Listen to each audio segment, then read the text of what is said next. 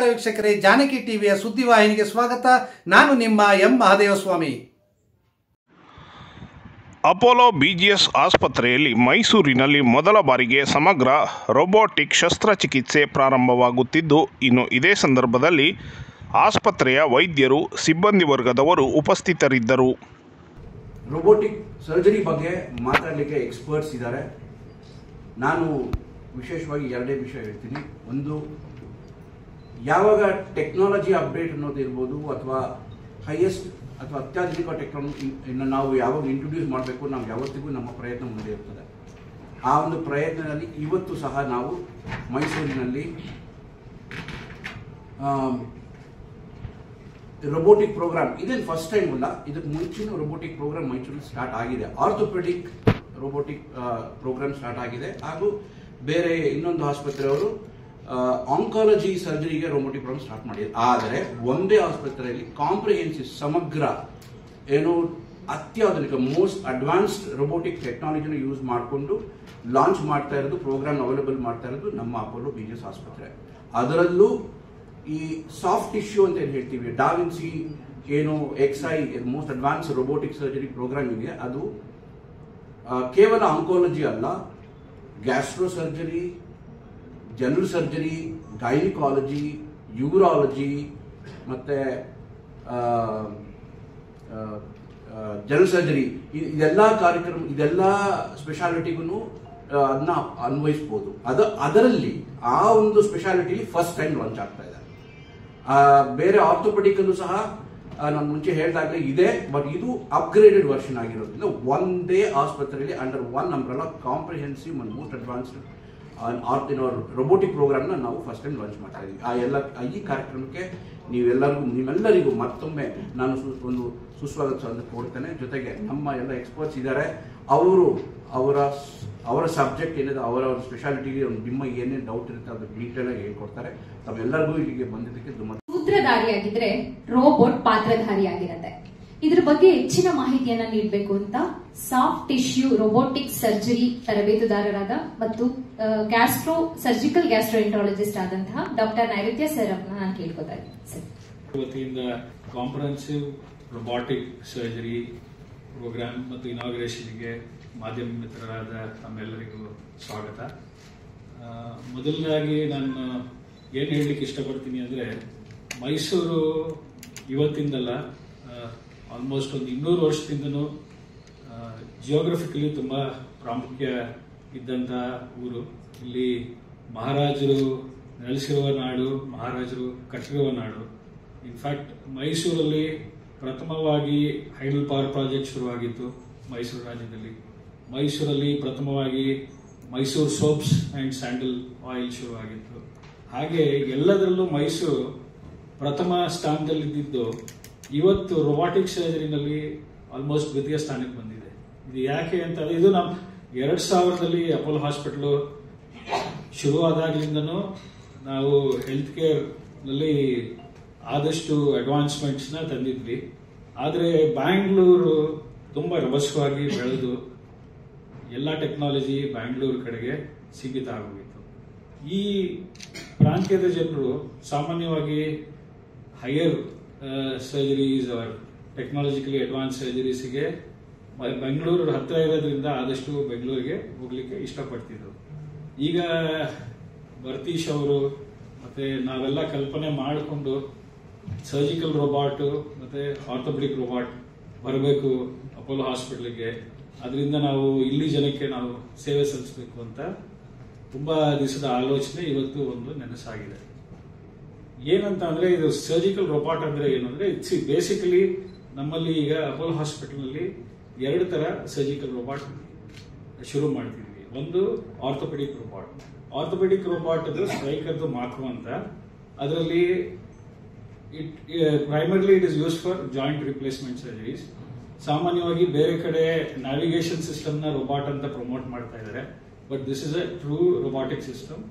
ಇದರಲ್ಲಿ both hip replacement as well as knee replacement 2 ಆಗುತ್ತೆ. That is about the orthopaedic robotic system.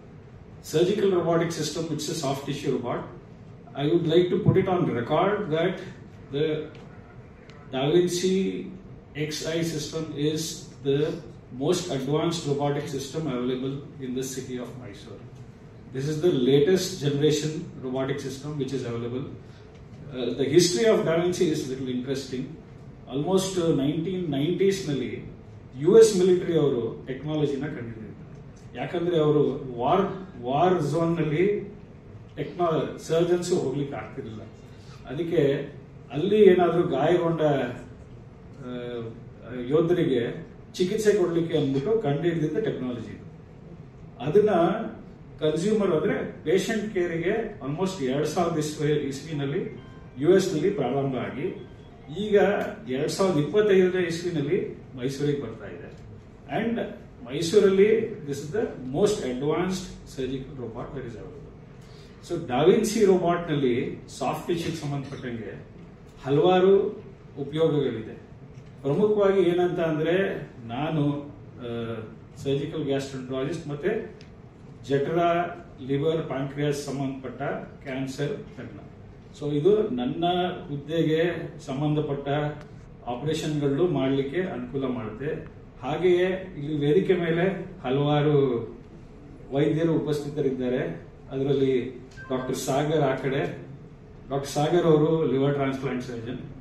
robotic surgical robot ನಲ್ಲಿ you can also plan for robotic donor hepatectomy. That's the next level. ಈಗ already ನಾವು Apollo hospital ಮೈಸೂರಿನಲ್ಲಿ liver transplant ಮಾಡ್ತಾ ಇದ್ದೀವಿ. ಸುಮಾರು 100 liver transplant ಮಾಡಾಗಿದೆ.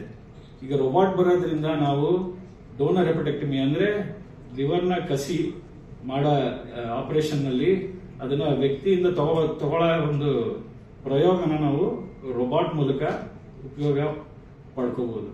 ಎರಡನೇದಾಗಿ doctor Raghavendra ಮತ್ತೆ ಡಾಕ್ಟರ್ ಕಿರಣ್ ಇದ್ದಾರೆ ವೇದಿಕೆ ಮೇಲೆ.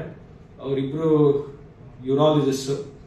ಅವರು ಯೂರಾಲಜಿಕಲ್ ಪ್ರಾಬ್ಲಮ್ಸ್ಗೆ ಸಂಬಂಧಪಟ್ಟಂಗೆ ರೋಬೋಟಿಕ್ ಸರ್ಜರಿನ ಅಳವಡಿಸಿ ಚಿಕಿತ್ಸೆ ಕೊಡಬಹುದು. ಅದು ರೋಬೋಟಿಕ್ ನೆಫ್ರೆಕ್ಟಮಿ ಅಂದ್ರೆ ಕಿಡ್ನಿನಲ್ಲಿ ಏನಾದ್ರು ಸಮಸ್ಯೆ ಇದ್ದಾಗ ಕಿಡ್ನಿ ತೆಗೆಯೋ ಪ್ರಕ್ರಿಯೆ ಇದೆಯಲ್ಲ ಅದನ್ನು ಅಳವಡಿಸಬಹುದು. ಎರಡನೇದಾಗಿ ಕಿಡ್ನಿನಲ್ಲಿ ಕ್ಯಾನ್ಸರ್ ಇದ್ದಾಗ ಕಿಡ್ನಿ ಕ್ಯಾನ್ಸರ್ ತೆಗೆಯೋ ಪ್ರಕ್ರಿಯೆಯನ್ನು ರೋಬೋಟಿಕ್ ನೆಫ್ರೆಕ್ಟಮಿ ಅಂತ ಅದನ್ನು ಅಳವಡಿಸಬಹುದು. ಡಾಕ್ಟರ್ ಜಯಂತ್ ಅವರು ಜನರಲ್ ಸರ್ಜನ್. ಅವರ ಸಂಬಂಧಪಟ್ಟಂಗೆ ಪಿತ್ಕೋಶದಲ್ಲಿ ಕಲ್ಲುಗಳಿರ್ಬೋದು ಅಥವಾ ಹರ್ನಿಯಾ ಸರ್ಜರಿ ಇರ್ಬೋದು, ಅಪೆಂಡಿಕ್ಸ್ ಸರ್ಜರಿ ಇರ್ಬೋದು, ಇದೆಲ್ಲವೂ ಸಾಮಾನ್ಯವಾಗಿ ಲ್ಯಾಪ್ರೋಸ್ಕೋಪಿ ಅಂದ್ರೆ ಕೀಹೋಲ್ ಸರ್ಜರಿ ನಾವೇನ್ ಮಾಡ್ತೀವಿ ಅದನ್ನು ನಾವು ರೋಬೋಟಿಕ್ ಸರ್ಜರಿ ಮೂಲಕನೂ ಮಾಡಬಹುದು.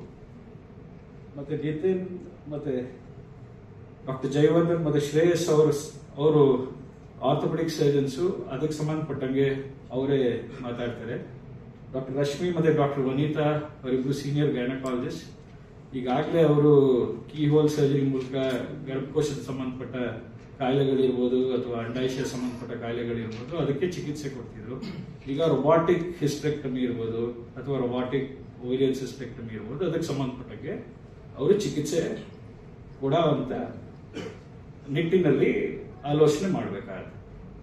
ಲಾಸ್ಟ್ ಡಾಕ್ಟರ್ ರಮ್ಯಾ ಅವರಿದ್ದಾರೆ. ಅವರು ಆಂಕೋ ಸರ್ಜನ್. ಸೊ ಕ್ಯಾನ್ಸರ್ಗೆ ಸಂಬಂಧಪಟ್ಟಂಗೆ robotic cancer surgeries, robotic radical hysterectomies ಅಥವಾ ಈಗ ಸ್ಥಾನದ ಕ್ಯಾನ್ಸರಿಗೂ ರೋಬೋಟಿಕ್ ಸರ್ಜರಿಯನ್ನು ಉಪಯೋಗ ಮಾಡ್ತಿದ್ದಾರೆ.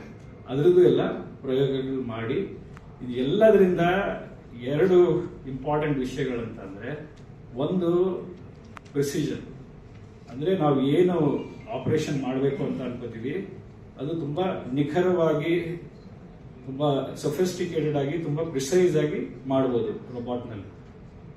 ಎರಡನೇದು ರೋಬೋಟಿಕ್ ಸರ್ಜರಿಯಿಂದ ನೋವು ಕಮ್ಮಿ ಇರುತ್ತೆ. ಯಾಕಂದ್ರೆ ನಾವು ಸಣ್ಣ ಸಣ್ಣ ರಂಧ್ರಗಳ ಮೂಲಕ ಆಪರೇಷನ್ ಮಾಡ್ತಾ ಇರೋದ್ರಿಂದ ಅದರಲ್ಲಿ ನಾವು ಜಾಸ್ತಿ ಆಪರೇಷನ್ ಓಪನ್ ಮಾಡೋ ಅವಶ್ಯಕತೆ ಇರಲ್ಲ. ಹಾಗಾಗಿ ಅದರಿಂದ ನೋವು ಸಹ ಕಮ್ಮಿ ಇರುತ್ತೆ. ಮತ್ತೆ ಪೇಷಂಟ್ನು ಬೇಗ ರಿಕವರ್ ಆಗ್ಬೋದು, ಬೇಗ ಮನೆಗೆ ಹೋಗ್ಬೋದು. ಸೊ ಕಾಂಪ್ಲಿಕೇಶನ್ಸ್ ಸರಿಯಾಗಿ ಮಾಡ್ತು ಅಂದ್ರೆ ಕಮ್ಮಿ ಇರುತ್ತೆ. ಸೊ ಇದೆಲ್ಲಾನು ನಿಟ್ಟಿನಲ್ಲಿ ಇಟ್ಕೊಂಡು ಅಪೋಲೋ ಹಾಸ್ಪಿಟಲ್ ಇಂದ ನಾವು ಇದು ಒಂದು ಮೈಸೂರು ಜನತೆಗೆ ಒಂದು ಕೊಡುಗೆ ಅಂತಾನೆ ಹೇಳ್ಬೋದು.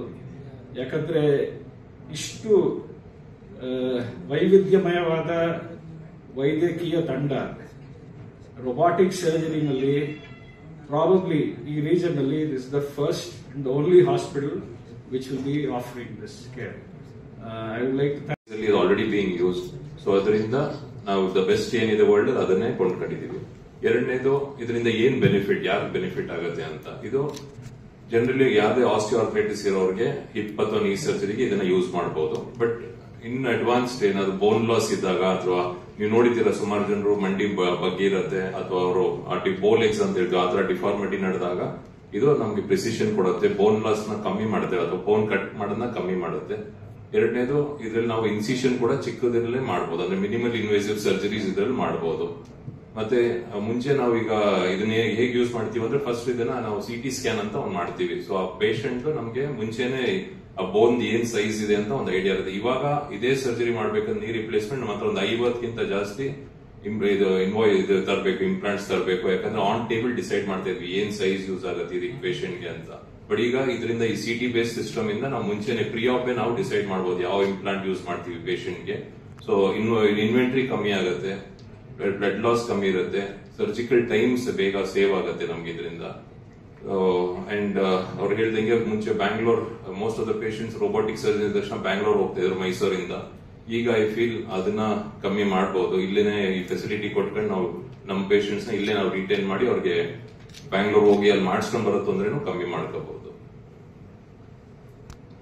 ಬೇರೆ ಏನಾದ್ರು ಹೇಳಿದ್ರೆ ಅದರಲ್ಲೂ ಆದಷ್ಟು ಕಮ್ಮಿ ಇರ್ಲಿ, ಬೇಗ ಗುಣಮುಖ ಆಗ್ಲಿ. ಸೊ ನಾವ್ ಏನೇನನ್ನ ಬಯಸ್ತೀವಿ ಅದನ್ನೇ ರೋಬೋಟಿಕ್ ಸರ್ಜರಿ ನಮ್ಗೆ ಕೊಡ್ತಾ ಇದೆ. ಇದ್ರ ಬಗ್ಗೆ ಹೆಚ್ಚಿನ ಮಾಹಿತಿ ಮತ್ತೆ ಆಂಕೋಲಜಿ ಬಗ್ಗೆ ಇದರ ಉಪಯೋಗಗಳನ್ನ ಡಾಕ್ಟರ್ ರಮ್ಯಾ ಮೇಡಮ್ ಅವರಿಗೆ ನೀಡ್ತಾರೆ. Madam please.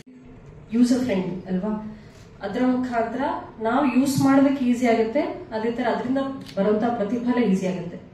ಅದೇನೆ it is the same applicable when it comes to robotic surgery. So robot ನಮ್ಮನ್ನ ಆಬ್ವಿಯಸ್ಲಿ ರಿಪ್ಲೇಸ್ ಮಾಡೋದಿಲ್ಲ. It is a next best friend to a surgeon and to a patient. ನಿಮ್ಗೆಲ್ಲರೂ ಗೊತ್ತಿದೆ, ನಾನು ಸುಮಾರು ಸಲ ನಿಮ್ಗೆ ಆಲ್ರೆಡಿ ಮಾತಾಡಿದ್ದೀನಿ, ಕ್ಯಾನ್ಸರ್ ಅಂತ ಬಂದ ತಕ್ಷಣ ಭಯ ಜಾಸ್ತಿ. ನನಗೂ ಇರ್ಬೋದು, ನಿಮ್ಗೆ ಇರ್ಬೋದು, ಎಲ್ರಿಗೂ ಇರ್ಬೋದು.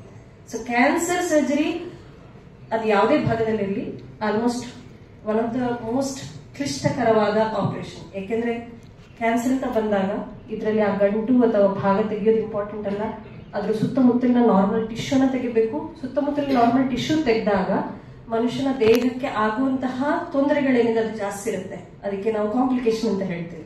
ಅದೇ ತರ ಅದ್ರ ಸುತ್ತಲಿರೋ ಲಿಂಫ್ ನೋಡ್ಸ್ ಅಂತ ಏನಿದೆ ಅದನ್ನ ತೆಗಿಬೇಕು.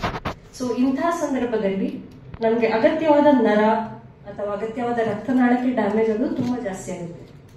ಸೊ ಈ ಸಂದರ್ಭದಲ್ಲಿ ರೋಬೋಟ್ ತುಂಬಾ ಹೆಲ್ಪ್ ಮಾಡುತ್ತೆ. ಉದಾಹರಣೆಗೆ ನಮ್ಮ ಕೆಲವು ವೆರಿ ಕನ್ಫೈನ್ಡ್ ಸ್ಪೇಸ್ ಅಂತದೆ ನಮ್ಮ ದೇಹದಲ್ಲಿ, ಅದು ಪೆಲ್ವಿಸ್ ಅಂತ ಏನ್ ಹೇಳ್ತೀವಿ, ಅಂದ್ರೆ ನಮ್ಮ ಹೊಟ್ಟೆಯ ಕೆಳಗಡೆನ ಭಾಗ ಇರ್ಬೋದು ಅಥವಾ ನಮ್ಮ ಶ್ವಾಸಕೋಶದ ಮಧ್ಯದ ಭಾಗ ಮೀಡಿಯಸ್ಟಿನಮ್ ಇರ್ಬೋದು, ಶ್ವಾಸಕೋಶ ಇರ್ಬೋದು, ಅದಕ್ಕೆ ಥೊರಾಕ್ಸ್ ಅಂತ ಹೇಳ್ತೀವಿ.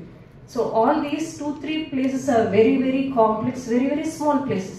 ಇಲ್ಲಿ ನಮ್ಗೆ ಕೈ ಹಾಕಿ ಆಪರೇಷನ್ ಮಾಡೋಷ್ಟು ಜಾಗ ಇರೋದಿಲ್ಲ. ಸೊ ಇಲ್ಲಿ ನಾವು majority of the time laparoscopy ಅಥವಾ ಕೀಹೋಲ್ ಆಪರೇಷನ್ ಯೂಸ್ ಮಾಡ್ತೀವಿ. ಸೊ ಈ ಜಾಗದಲ್ಲಿ ರೋಬೋ ಯೂಸ್ ಮಾಡಿದ್ರೆ ಪೇಷಂಟ್ ರಿಕವರಿ, ಅದೇ ತರ ಸರ್ಜನ್ಗೆ ಟಾಸ್ಕ್ ತುಂಬಾ ಈಸಿ ಆಗುತ್ತೆ. ಸೊ ನೈತು ಸರ್ ಆಲ್ರೆಡಿ ಹೇಳಿದಂಗೆ, ಸೊ ಕೋಲೋರೆಕ್ಟಲ್ ಕ್ಯಾನ್ಸರ್ ಆಪರೇಷನ್ ಇರುತ್ತೆ. It is again one of the tough operation, ಯಾಕೆಂದ್ರೆ ಇದರಲ್ಲಿ ನರದ ತೊಂದರೆ ಆಗೋದು ತುಂಬಾ ಜಾಸ್ತಿ ಇರುತ್ತೆ. ಅದೇ ತರ ರಾಡಿಕಲ್ ಹಿಸ್ಟೆಕ್ಟಮಿ ಅಂತ ಹೇಳ್ತೀವಿ, ಗರ್ಭಕೋಶ ಅಥವಾ ಗರ್ಭಕಂಠದ ಕ್ಯಾನ್ಸರ್, ಇದರಲ್ಲೂ ಅದೇ ತರ ನಮ್ಮ ಮೂತ್ರಕೋಶ ಅಥವಾ ಮೋಷನ್ ಮಾಡೋಕ್ಕೆ ಸಪ್ಲೈ ಆಗುವಂತ ನರ ಡ್ಯಾಮೇಜ್ ಆಗೋದು ತುಂಬಾ ಜಾಸ್ತಿ. So all these complication can be minimise with the use of robo. So ಇದು ಯಾವತ್ತೂ robo will never replace a surgeon, ಅದಂತೂ ಭಯ ಬೇಡ. ಸೊ ರೋಬೋ ಅದೃಷ್ಟಕ್ಕೆ ಕೆಲಸ ಮಾಡೋದಿಲ್ಲ.